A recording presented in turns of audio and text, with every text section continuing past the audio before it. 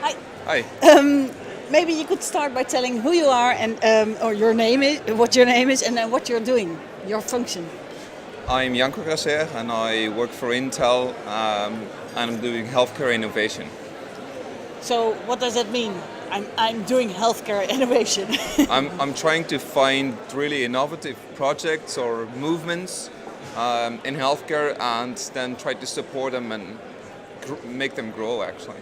And support them in what way? So well, this would be on one hand it's what technical. We're Yeah. helping with machines on DevCamp. We're a sponsor here, so there's some financial contribution on that. Yeah. But also by linking partners in the industry, and then getting the right people together. And you do this specifically in the field of games for health? Well, no, this is in healthcare in general. So we've got several. Yes. Yeah, so you sponsor hospitals as well, for example, or you pay for machines there, or No, we don't. No. So no worries. In the end, obviously, we make processors which go into laptops and into Yeah, servers yeah. that are being sold to hospitals, for example. yeah. So we would love to get technology to be very interesting and very beneficial to those organizations. So we try to make the solutions that also people on Games for Health come out with are better, and we help them to be better. Okay. So why are you here? What's your story? My story is, well, I gave a keynote yesterday, and the keynote was on power boredom. So how being bored is actually very healthy. And the idea is that I have a vision that I see technology that could actually help us to be bored. And boredom is a kind of reset button for your brain. So what I'm hoping is that you will have that several times a day, while your technology, your smartphone or your Ultrabook would say, okay, this is a good time for you. The next meeting is in a couple of hours and there are no urgent matters. So if there is anything urgent, I will alert you. So that's boredom through technology. Okay. So that the technology tells you to switch off, sort of. Yes, you can switch off. It allows you to switch off because we have lost those moments during the day. We used to wait on the bus and do nothing. Now we grab our phone. We used to be in a toilet on our own. Now we start texting friends. All those moments, we fill them up with something to do, and so there is this sensor overload. And what I'm saying, you have to stop feeding in all those sensor information and take a step back once in a while, structurize, and move on from there. Yeah. But isn't that strange? Because you could say first there was no technology. Now the technology is there. We have the smartphones. We have the Yeah. tablets. We are, well, swarmed by it every day, every Yeah. minute. And now we need the technology again to allow us to switch off. Yes, well, I love my smartphone, Yeah. so I want to keep using it.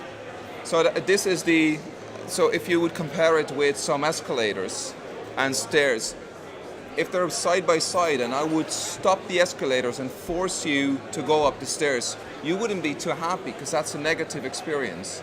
So what I'm saying is, you don't have to shut your smartphone off. No. I would love my smartphone to help me and to stay on, but still for me do the good thing. And be positive about it. Yeah, that's a positive experience. Yeah. What's your favorite example of a game for health? Ooh, my favorite example. Oh, there's so many cool things here. I love the pillow. Yeah. Acts really, really cool. And then some other stuff on diabetes, children with diabetes, training them how to be better. Well, there's so much going on. Yeah. So you don't have No, I don't. personal favorite. No. No. Is there an important trend going on in the games for health field? What I see is that it is opening up. We've had a wonderful dinner last night. Intel and Games for Health organized it, and we dragged in people from totally different organizations, not even from healthcare. The interesting part is that healthcare is moving to wellness. So we're going into the prevention area and into maintaining our bodies. And I think you are about to see that. So the vibe on that is enormous here. So you say it's opening up. Does it also mean it's growing? It's Yes, as far as I can see, the ranges of the applications and of the idea is huge. Also, we have a deaf camp here. yeah. There's one game that is for blind people, so that's totally different. And that was also actually, so blind people, they're not sick, No. but they love their well-being, and when people are more well, they're more happy. So why do we need games for this?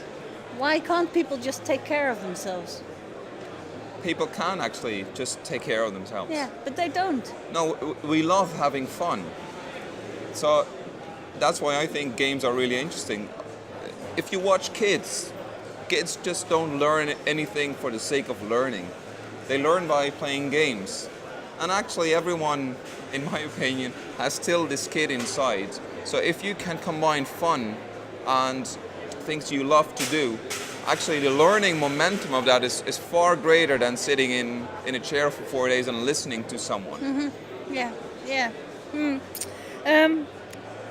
It sometimes seems that, games for health, or some people think it's a solution for everything. But is that so? Is that the case?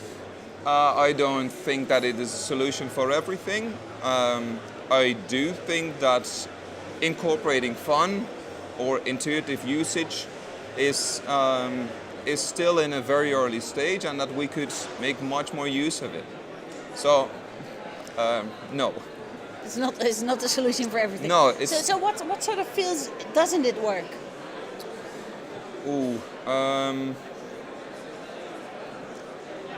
It wouldn't work probably in very serious matters. I heard the example yesterday on a person with cancer, for example. It was about how the relationship between patient and doctor was. Could you incorporate fun into such messages? That is extremely hard. There are obviously people who are able, with a good interpersonal relationship, to do so, but can you learn? Very hard. So there is obviously a field where it doesn't match. No. But there is a big field that does match. Yes, I think that there is a big field where we learn. And we used to learn a trade, be finished at 18, and then work for 45 years and do that trade. That's no longer the case. Every person, every employee has to be on trainings, has to learn. So that's where I think that it's very beneficial, because you have to learn, and even for 50 plus or 60 plus, it's still very interesting to learn in an engaging environment. Yeah. So what will the world look like in 10 years' time? My personal opinion,